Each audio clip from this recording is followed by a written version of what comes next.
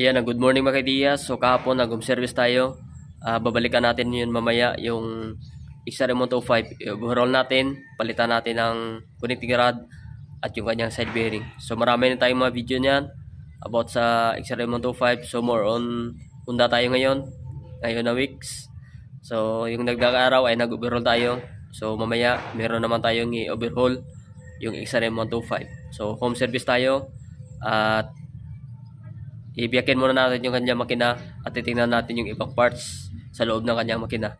At kung yung makina niya merong mga sira, papalitan natin.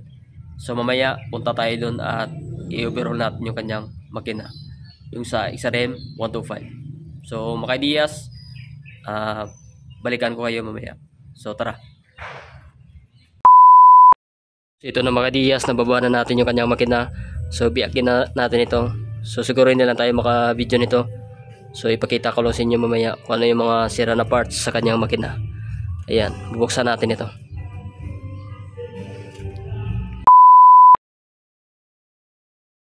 So ito na mga ideas, nabiyak na natin yung kanyang makina.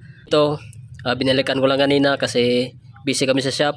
At bumalik ako sa shop kanina. Ayan, ngayon lang hapon na natin na buksan ito. So ito na yung kanyang sigunyal. So sira itong kanyang connecting rod. Ayan. So sobrang itim ng kanyang makina. Ayan. Yung mga bearing niya, i-check natin ito. Ayan. So meron ng side plate din yung kanyang side bearing.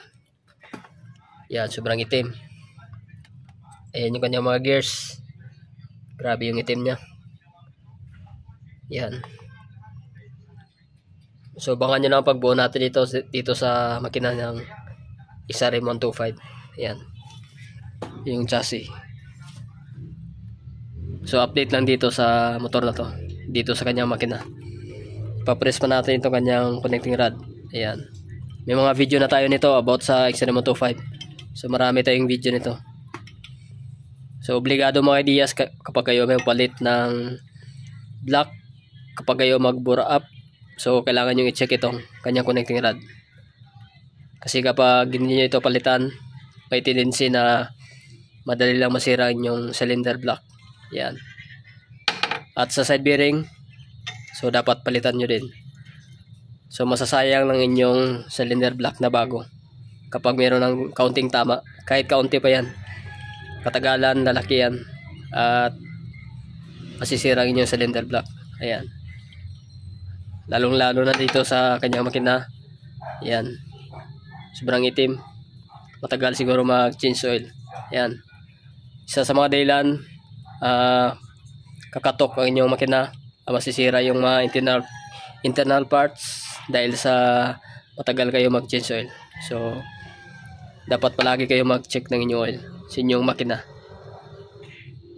So, ito yung resulta niya kapag kayo ay matagal mag-change oil. Yan. Matigas ang tanggalin. So tignan natin yung kanyang gears.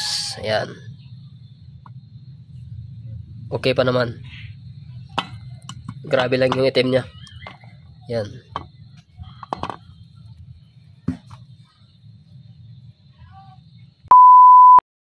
So ito na mga ideas. Ganito pag-check ng sirang connecting rod.